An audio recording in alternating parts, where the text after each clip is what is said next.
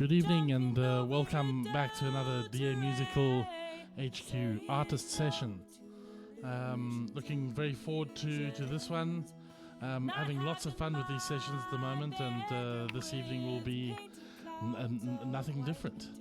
Very excited to have Amber Liadan all the way from the UK joining us this evening, and I'm playing one of her tunes from a recent EP called Warrior. And thought I might just play this a little bit while I introduce you to the evening. And just to remind you that we do support the World Health Organization.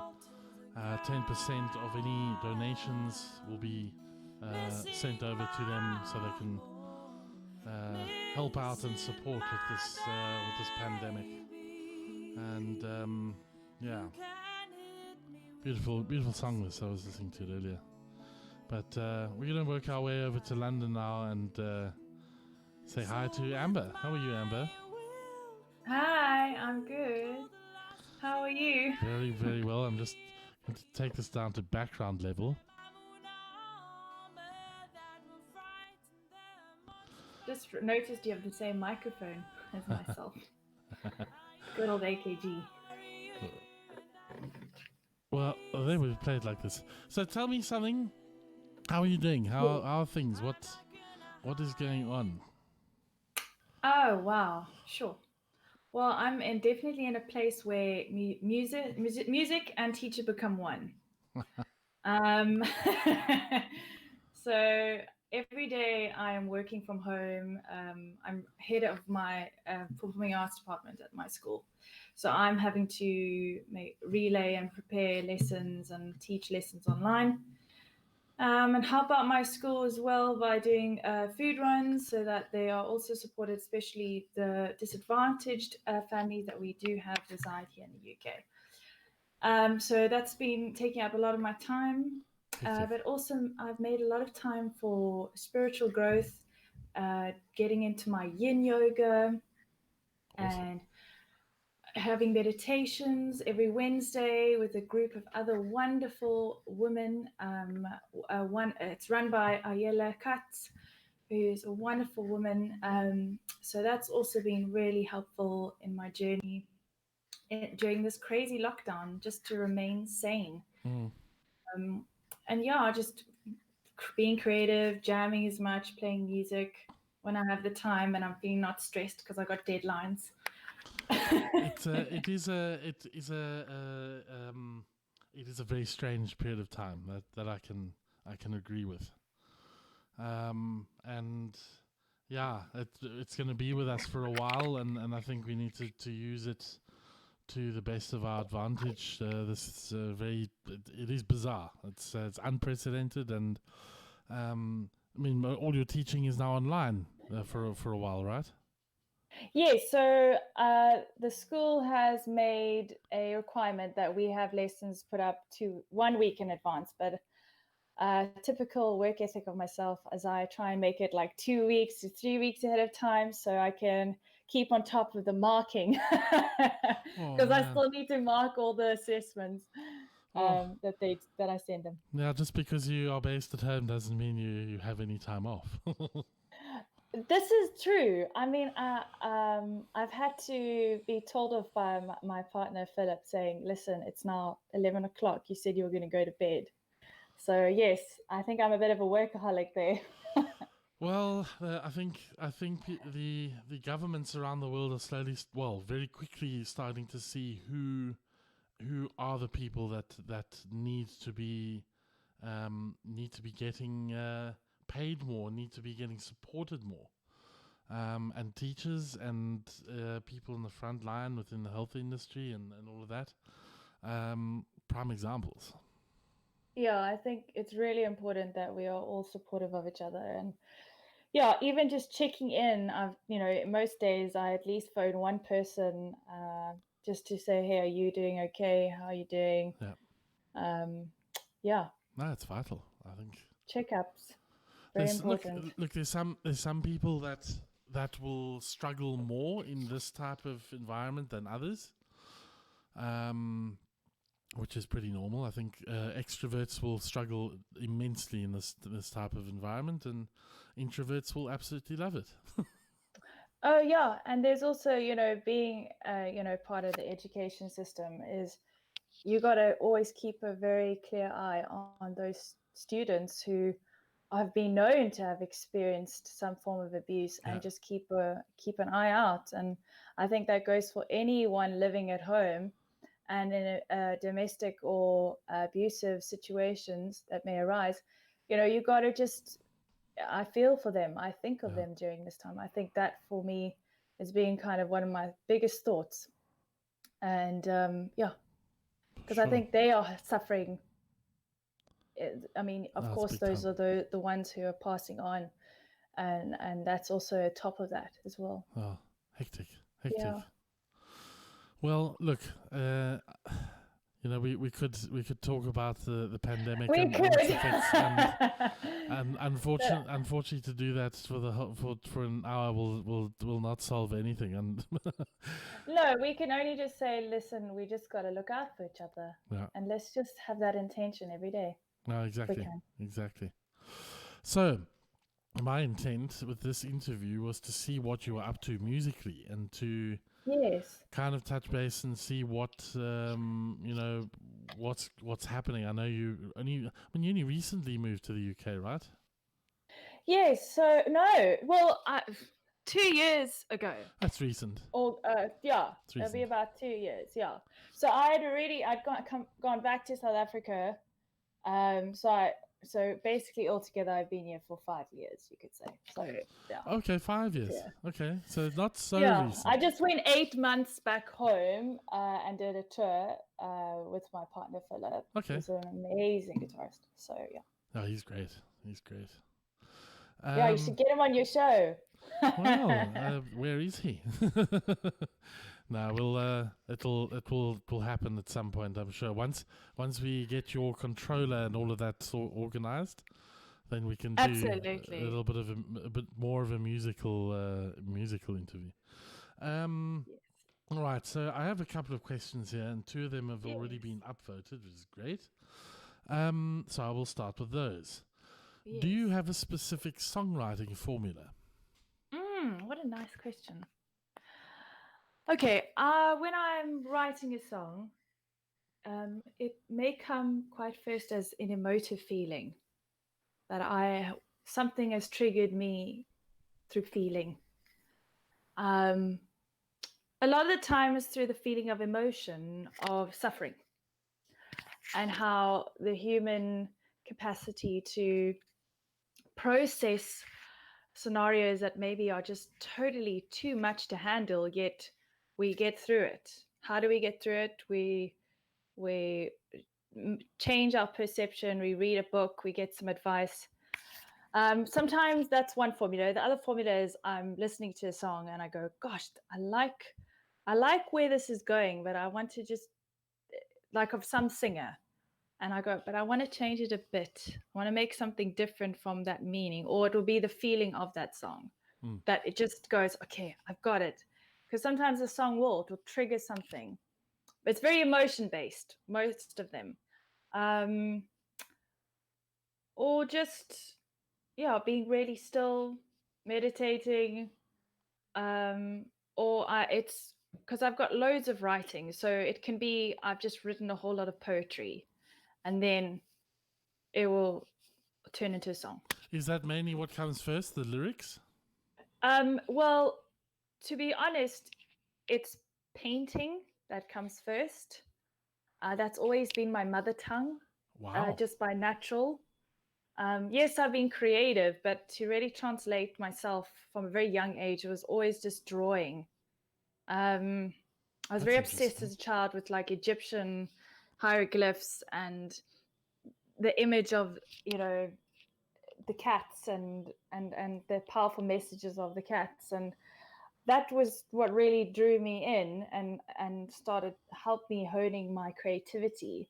And then I was like, hold on, and I'd listen to songs and they would come with a booklet from a CD when we had CDs back in the day. Who's got an album? Now everything's online, and you read the lyrics and you follow the songs. I was like, I can do this. I was like 7. And so I would just write really, some of it a bit rubbish, I would say, but it was stuff. It was just what would come. And then I started to journalize more from school because of the bullying and my relationships with parts of my family. And then it kind of started to develop into something more, and then became another love was piano. Guitar came only at like 17, Wow. really, for me. So it was much later. It was really just the paintings, writing, and then piano, and then everything else followed. Where are all of these paintings? Where are all of these drawings? They're all. This is the thing. I mean, this is another project that I need to put together. Is I have so many paintings. I don't even have space in the house, in our flat, to put the paintings up. I have to kind of put them in a corner and kind of make them feel like they're part of the room. But these paintings are all around me. I have a lot in South Africa as well. My most recent painting was of a eagle and a gorilla. It's not everyone's favorite, and I know it sounds funny, but it was inspired by my waking up in the morning. I saw two, literally the window had dew on it, and I saw two images. A left side was an eagle flying, and the right side was a gorilla standing. And I said, okay, I'm going to take that. Where did the gorilla come from? Well, I think gorilla is a powerful animal, and I think they are, as a species, always underestimated. And I'm always been moved by animals in general. I've always had a connection with animals. So I always feel like if I haven't, much like my father, actually, he was also really, Tim Parr, who's very much close and connected with animals. And I just feel that sometimes we have an experience where we are connected to an animal. It's kind of a message of some form of strength in yourself. It's a mirror. So I usually, my paintings are a mirror of myself, but I'm always open to anyone else's own interpretation of them. So I don't always give an insight like I just did of this one painting, but I'll leave that. That's fascinating. As a final note. A lot of people will not know that, which is incredible. I'm going to have another look here to see if there was. Okay, how has the move to the UK been for your music career, and what has changed? Wow. Well, we caught up a couple of months ago about that, and we had a whole conversation, I remember. And it's been tough, I feel. I think, I've just went, okay, this is the toughness of living in the UK. I would do all the open mics like every week, 2 to 3 weeks. In the first 2 years, I was just like, I'd already done in Ireland. I was busking every Sunday in the People's Park in Dunleary. This is the first kind of year of leaving home. So I'm talking like 5 years duration. First year, I'm just busking, going to open mics, making great connections. I was, in my opinion, in Ireland, making a lot more movements in a strange way in comparison to when I moved to London. Because London, first you do the open mics and everything. They would have this, sometimes footage they've taken of you, and then they'll give it to you. And then I think an agency got hold of me, and they would book gigs, but you had to have a certain number of people to come. But they were still being paid. The sound is not always great. So I started to equip myself, because I was also teaching at the same time. So it's very challenging this is why I've always had this conflict between the teaching and the music. And really, they just won. And the reality is, I am my own artist. And I just went, you know what? I cannot deal with people who do not know how to manage artists from a humanitarian perspective. I just cannot work like that. And I have just gone, enough is enough. And I'm wanting to create my own projects that I'm just brewing at the moment. Oh, that's good. That is good. Look, being in a big city and wanting to perform live in a big city is very difficult. I mean, from my 4 years now in Berlin, it's a great city for music, but Don't get me wrong. You're not going to make a single cent in the city as a musician.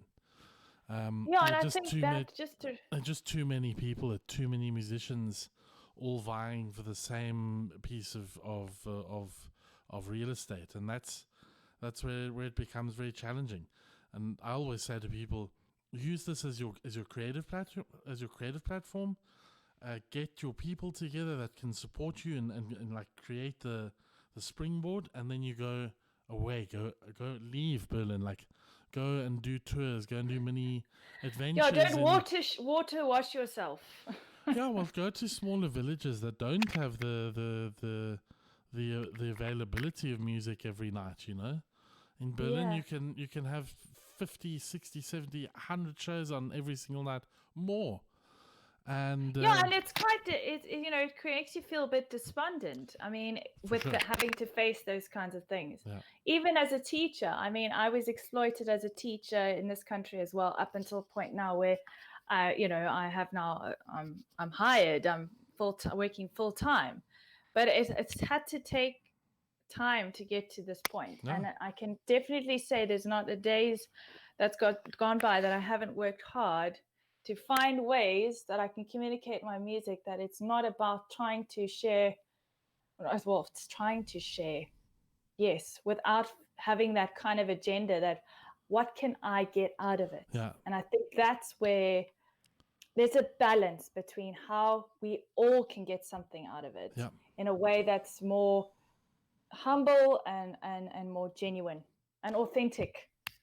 We all grow together. Is there a song that you have written that can sort of explain all of that in the song?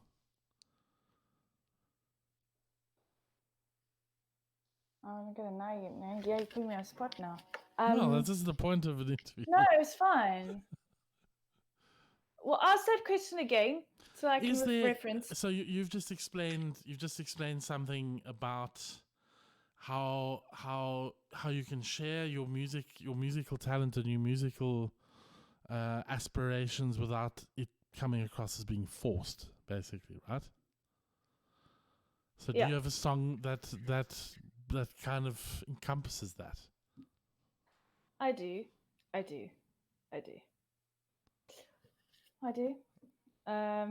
It's Energy is the first one that comes to my mind. Where I just built such an amazing, and I'll never forget it because it's just like, for me, I thought I found my band. It was our band, really. I can't even say that it was my band. It was really a true epitome of a community of musicians in Indonesia. We all connected.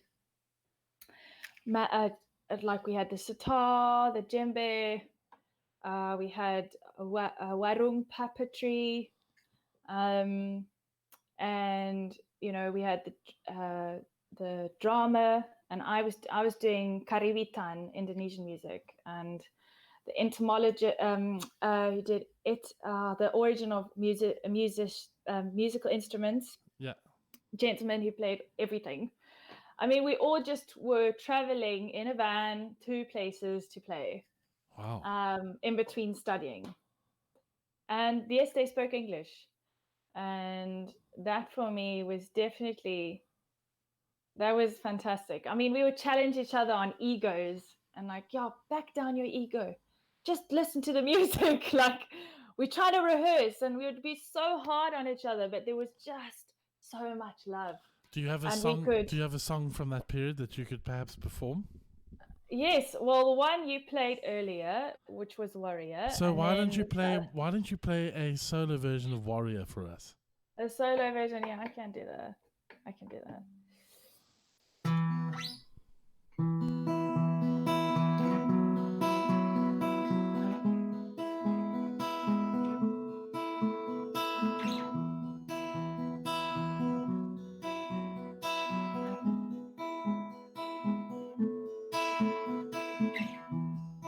Another day gone, another night slipped away,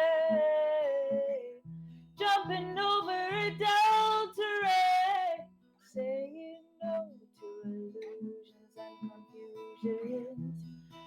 have in my bedroom with painted clouds of white to kiss me goodnight.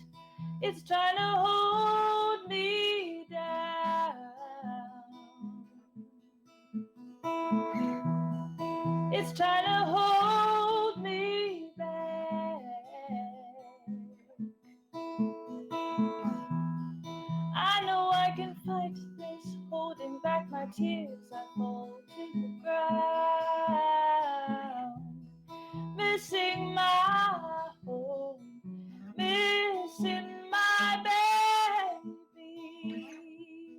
You can hit me with your losses and bring all my nightmares alive. So with my will, I'll defeat all the losses you have made me feel.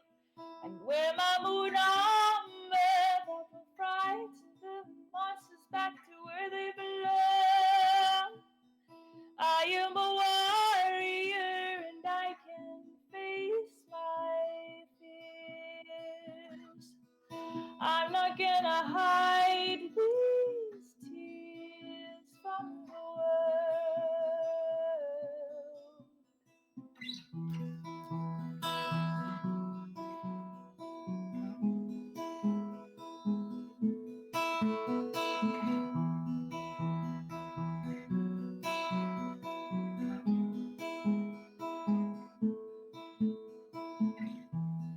Climbing up mountains too high. Why don't I just crumble up and die? No, I won't, even if I lose myself on this earth that I walk upon. 'Cause I know what I need, I know what makes me happy, but I don't listen to my own advice. My head and heart start to fight. I drive people crazy 'cause I'm sensible, but you gotta understand, I'm on my way home.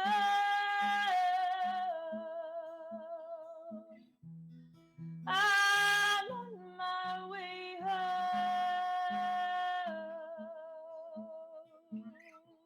You can't hit me with your losses and bring home my nightmares alive. So with my will, I'll defeat all the losses you have made me feel. And wear my moon armor that will frighten the monsters back to where they belong. I am a warrior and I can face my fears. I'm not gonna hide these tears from the world. I am a warrior and I can walk against this tiring and hurtful rain and save the soul of mine.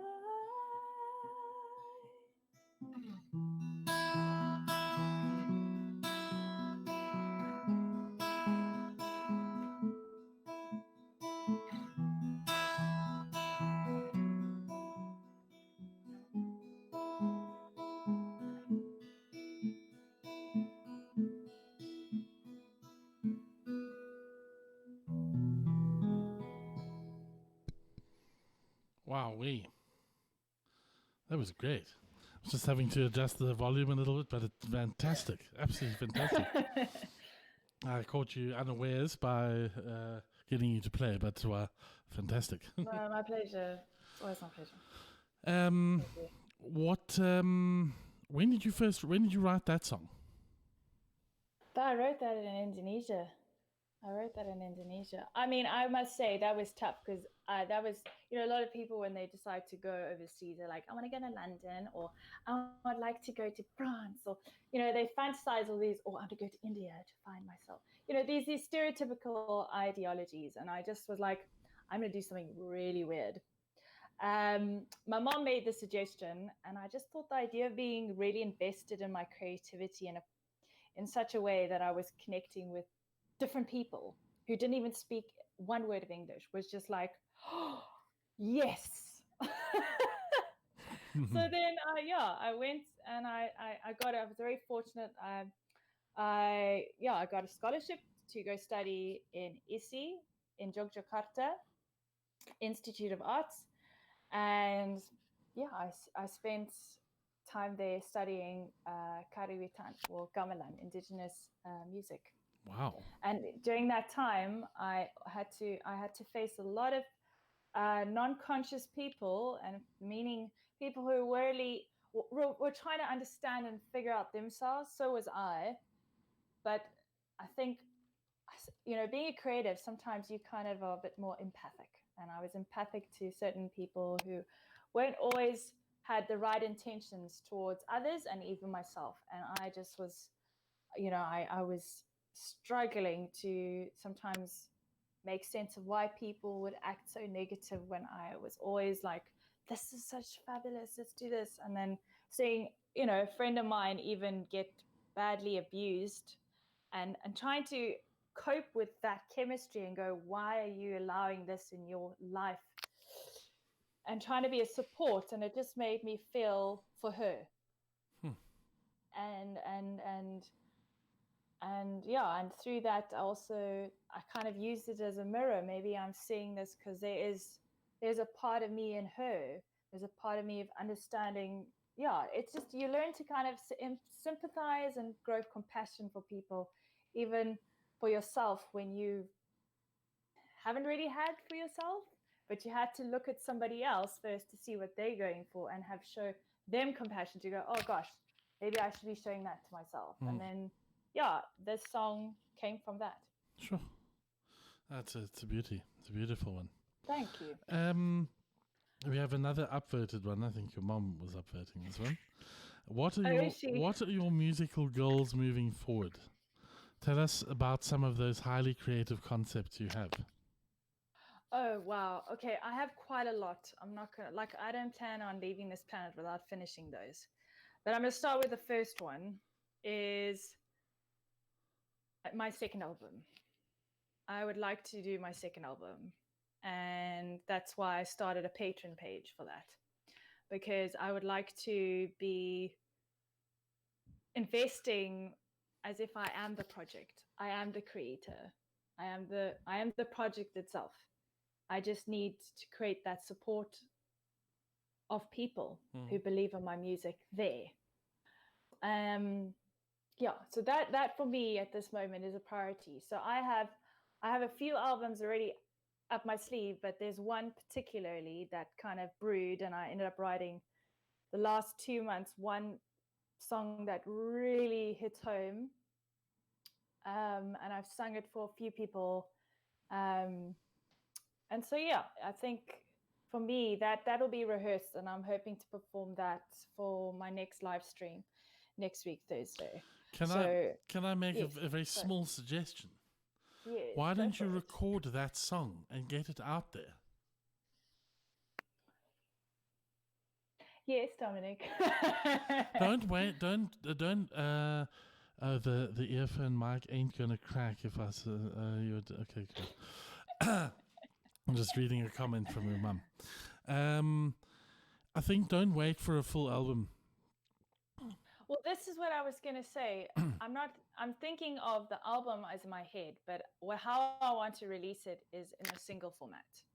So a single, you just suggested. Exactly. Yeah, that is what. So I have the album because I like to work in bulk because it's a narrative. It's a story. Yeah. Makes sense. So from that narrative, I break it up. So in a way, you're seeing how I have evolved as an artist. Yeah. Also. And I think that gives people also a chance to kind of process what kind of person I am behind the music. So yeah, definitely. So that's my first one. And then the second one is making sure that my paintings are involved in that. That's exactly what I was going to say.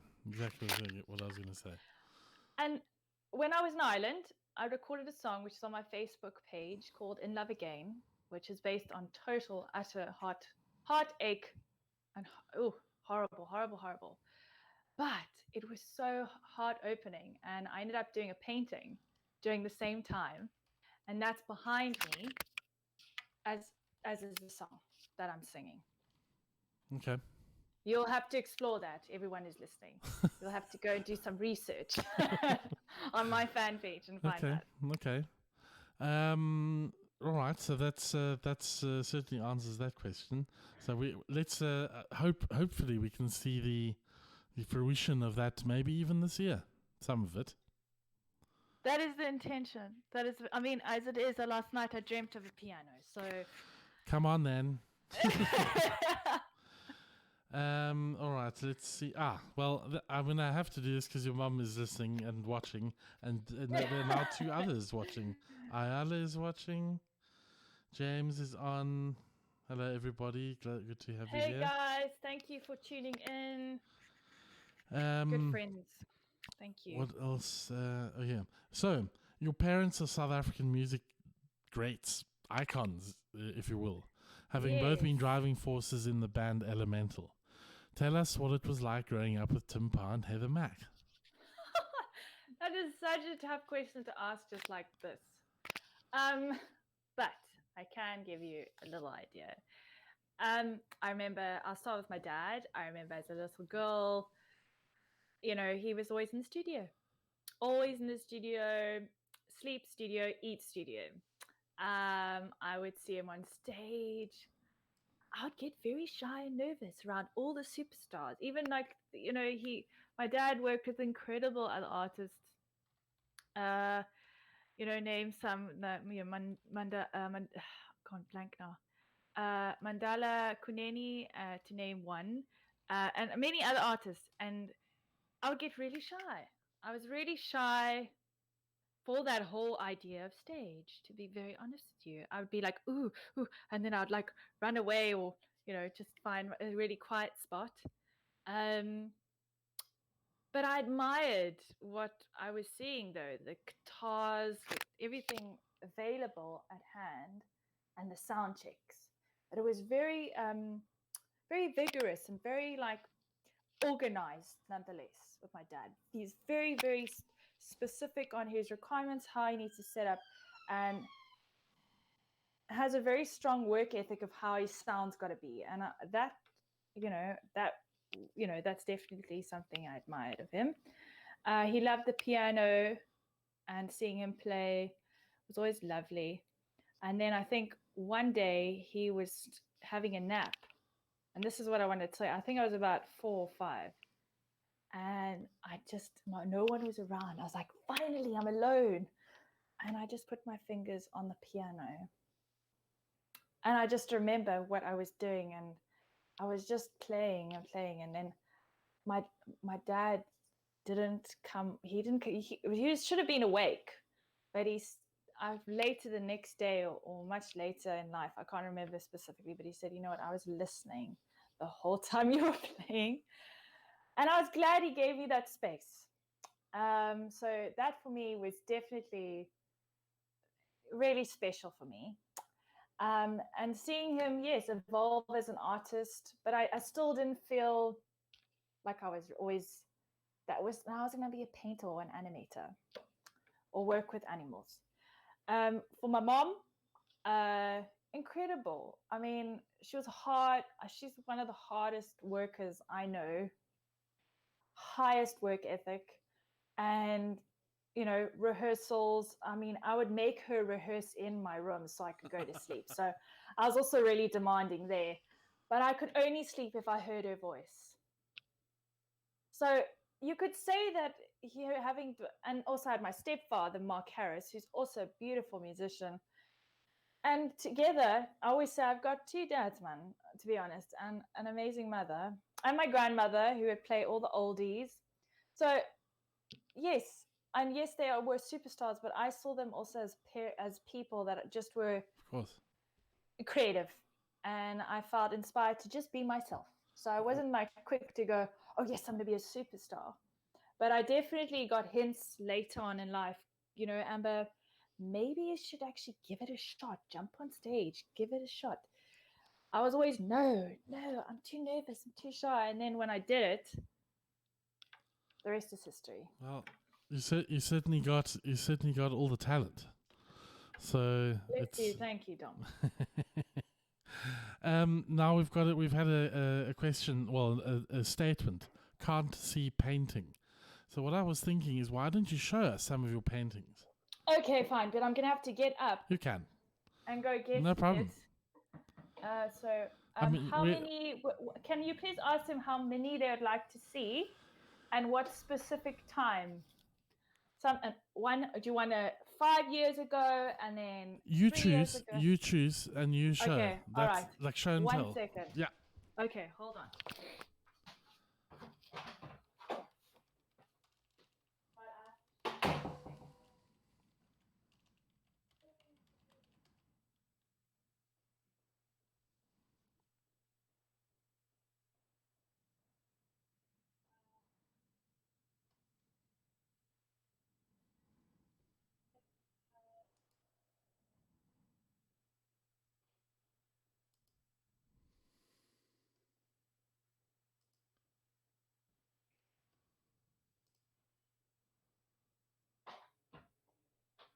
Right.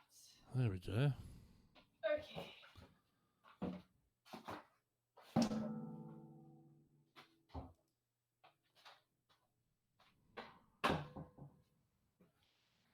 Okay, I'm gonna have to move a bit back so you guys can see it. So the first one I spoke to you about. I don't know if you can see it though. There. Oh, that's great. Yeah. Huh. Lovely colours, lovely vibrant colours. Yes. I realize that I really like a lot of red. Yes. And color in general. But red tends to be dominant, or green. Then when I moved to London, this was there's another painting that was painted, but I gave it to my mother, of a Native American. So she's got that. She'll have to show you on her next slot. But this other one, I'm going to actually take the earphones a bit out, is Two Swans. And I actually wrote a song after these. Can you see it? Jeepers, look at that. Wow. Two Swans, a Little Lost. That's incredible. Sure. Okay, so that's that one. I also do a bit of animations and things like that in my little book, but I find that painting just helps. I started only proper painting after my grandmother's death, and that was 2012. And that one. Wow. Those eyes, like vicious eyes. Before it was just pen, hey? I never used pen, pencil and pen was a priority until I just was like, oh, hold on, I can use acrylic. My mom's like, there you go, try that out. And then so funny, she gave me a canvas that had a hole in it, and that actually became something part of the painting. So I can still take people's scraps and make magic from it. That doesn't limit my creativity. And then the one... Ayala says, you are awesome, Amber. Oh, bless. And then this is the one. Some may say the eagle's a bit fat, and that's okay. But there we go. That's the one that I saw, and the pink gorilla. The pink gorilla. You can see it a bit close, the detail. Jeez. And that's then incredible. There's that eagle. If you can see the wow. Face. The eyes of like... The eyes, yeah. It's all about the eyes. Yeah. It's always about the eyes. So yeah, that's just a few that of my paintings. You know what? It would be great to kind of blend the music with the art, and and I think it's a great kind of combination. Yeah. I think so too. So that's maybe looking at like selling a print of one of the pieces, and you then are able to receive the song, or 2 songs or 3 songs with that particular cover. Something like that. Yeah. And I think that's where Patreon is so phenomenal. Yeah. And I mean, I do take huge admiration to my mom suggests as well. My mom still has influence in my life nonetheless. Mom will always have And so influence. does my dad, always giving it, suggestions of how, so yes, you could also say, I think more now have a very big influence on how I can approach creative ideas that I come up with. Yeah. That's, that has some kind of structure without going, oh, but I don't have enough support. I don't have this. And Amanda Palmer is somebody who really does that and really sets an example of how to just ask and just communicate and share and say, yeah, I want to keep making music till the day I die, and just share it. And have that organic intention, without trying to like go, well, I have to be part of a label, and obviously it's great if you are part of a label, good for you, well done, but to stay true to yourself for a really long time, I think I wouldn't say that a label is that important these days. yeah, you like can, we've discussed earlier about changes happening. you can produce, you can write, you can produce, you can record, you can master all of your own music from home at a level that I think is even better than what a label will put out, which is generally very kind of commercial, very like Generic. too generic and too clinical, and like I prefer music that is more authentic, and productions that are more authentic. And there are just there's too much music out there that is too clinical and too void of authenticity, which is the word of the month. So the minute you feel like your authenticity is leaving, stop yourself and go and fetch it again. So yeah. What was I gonna say? Another thing here. Yeah, no, I've asked most of the questions that I had in mind. If any of you guys want to ask any further questions, or if you want to do anything, then by all means, there is also a donate function here, which I will prompt, which is done now. Yeah, but it's been absolutely fantastic having you here and kind of and getting to know you a little bit, and trying to get some sort of insight into the creative mind. Yeah, I will mention, what each social media platform for myself has been.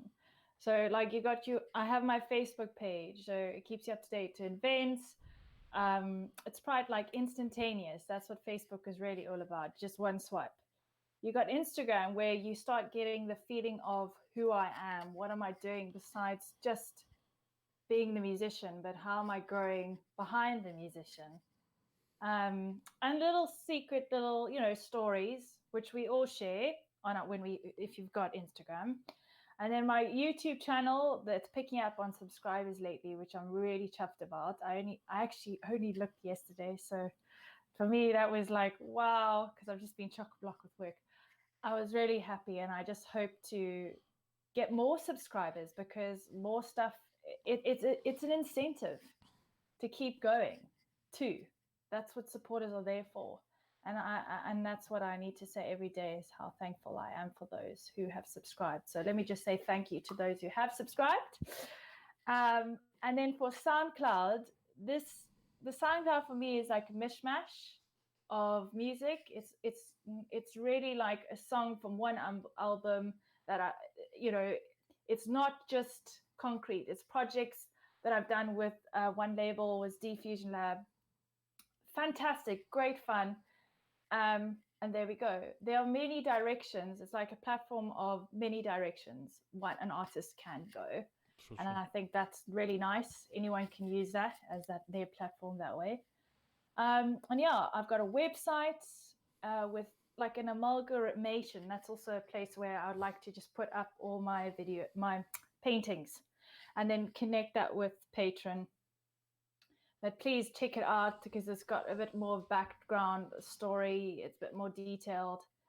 And amazing people I've connected with who've been supportive and just there. And I want people to know that I appreciate them in my life. Perfect. Yeah. Perfect. Yeah.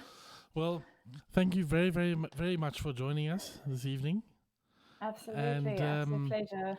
you've got a live coming up next week. If Yes, I'm on Thursday. which Yes. is going to be fantastic. I'm sure I will certainly be there if I can get there.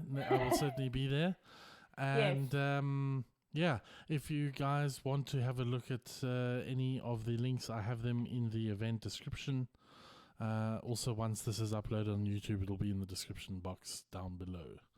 So yeah, thank you very, very much. We will touch base again soon, and I'm sure you're going to come. I'm going to come visit in the UK, and you're going to come visit in Germany very soon, when this craziness is over. Anyway, thank you very, very much, and we'll see you very soon. Take it easy. Look after yourself. Dominic. You too. Take care. Bye-bye. Bye for now. So that was Amber Liadan direct from the UK. Very, very nice to have her on board. And yeah, so next up on Wednesday, I have Rory Dowling of Taran Guitars. He'll be joining me on Wednesday afternoon. And then on the Thursday, I've got Seb Goldswain from Durban joining me. So it'll be like a very guitar-flavored week next week. Anyway, thank you very, very much for joining us, and hope to see you guys all soon, either next week or for some